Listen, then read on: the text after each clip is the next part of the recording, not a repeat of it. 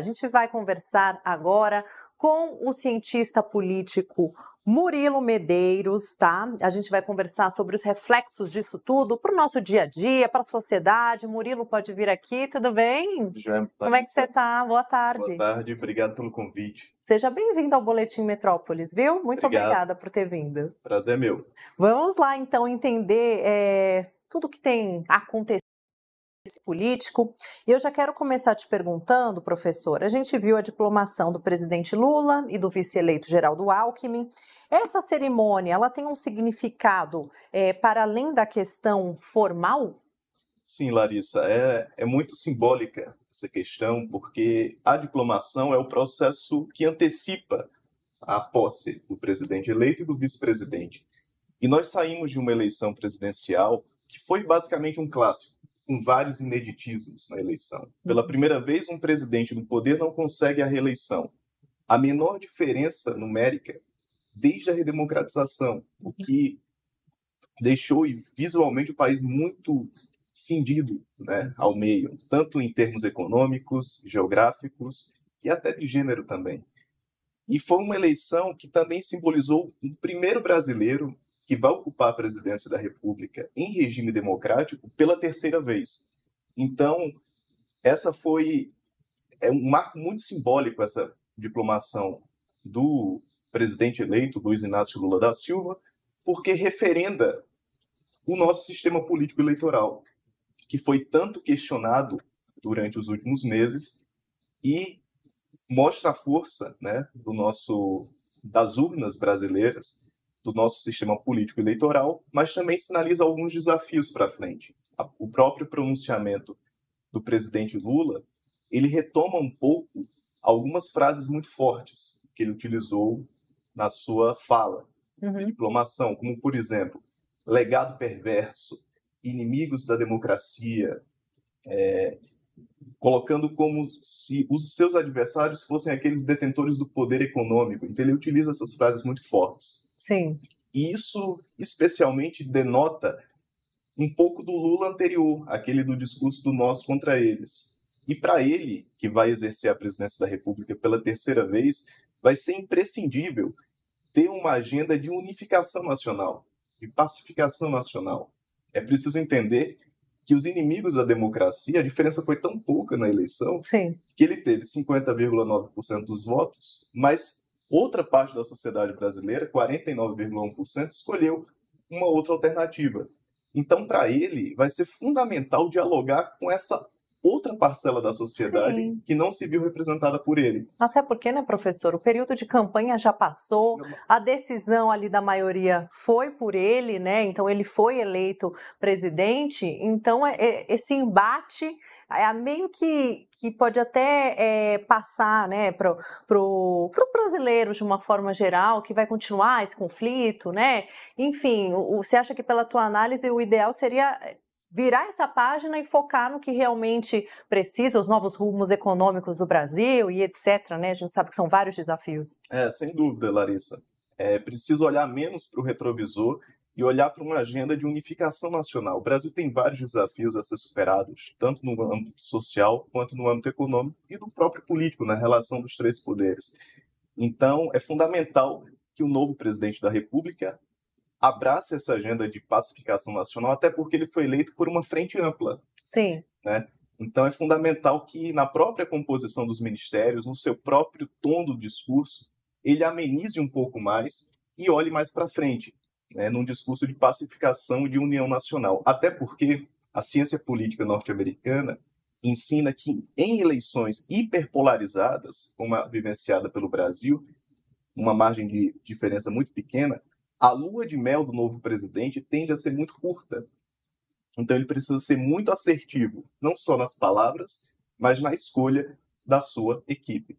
Mas, sem dúvida, hoje a diplomação foi uma coroação da força, da solidez do nosso sistema político eleitoral. Mas, professor, outra pessoa que usou aí o retrovisor na hora do discurso, a gente pode também falar, foi o ministro Alexandre de Moraes, né, gente, presidente do TSE.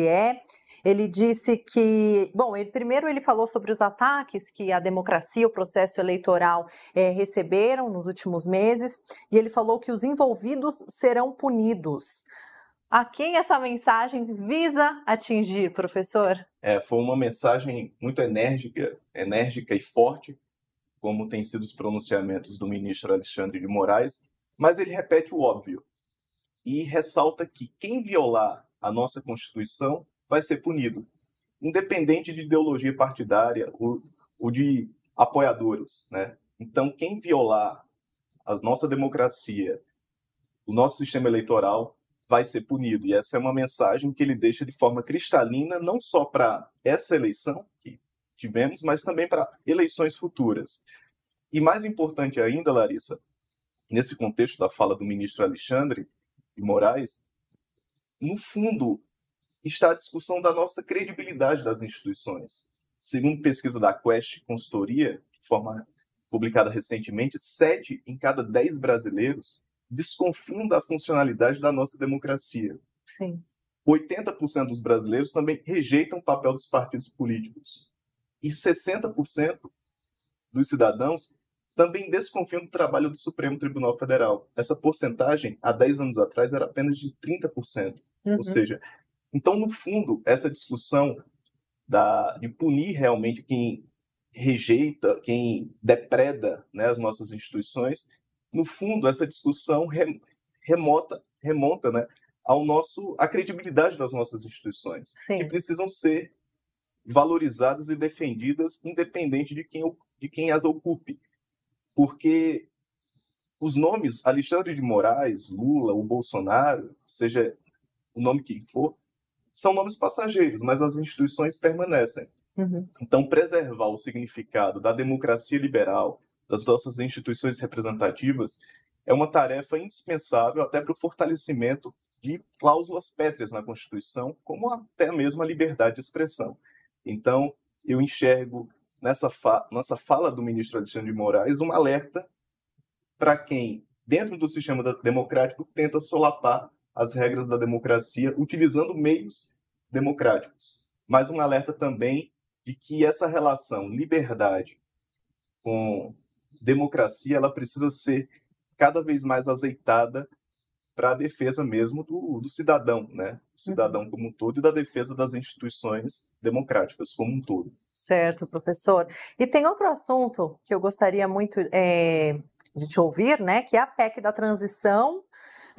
O que a gente pode esperar dessa votação? Você acredita em alguma mudança no texto com relação, né, ao texto que veio do Senado? Como que você acha que deve fluir a partir de agora a PEC da transição? Lembrando, pessoal, que é uma corrida contra o tempo, né? Sem dúvida é o primeiro teste, digamos assim, do novo governo instituído, do novo governo Lula. E no Senado Federal, até se passou por uma margem folgada, 64 votos favoráveis, 16 votos contrários no primeiro turno. Então, a tendência é que a Câmara referende, né, confirme o texto do Senado Federal. Acho pouco provável que haja uma mudança, até porque o ano legislativo está se encerrando já nessa semana. Então, não teria tempo da proposta de emenda à Constituição retornar ao Senado. Então, eu percebo que o presidente Lula, tem casado a distribuição dos ministérios com aliados e partidos de centro, casado com a agenda da PEC da transição. Já aproveitou essa agenda da PEC da transição já para formar sua base de coalizão.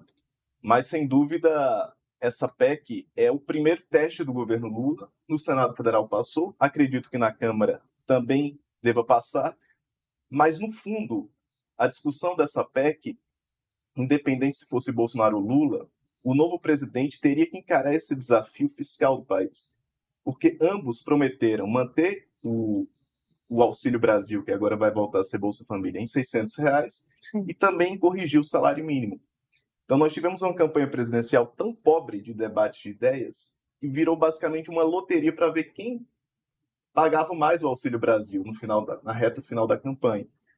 E, no fundo, tem toda uma discussão envolvendo a qualidade do gasto público brasileiro, que nos últimos anos tem sido acumulado déficits crescentes e E na própria PEC da transição é estipulado que dentro de 8 meses o novo governo precisa apresentar uma nova âncora fiscal.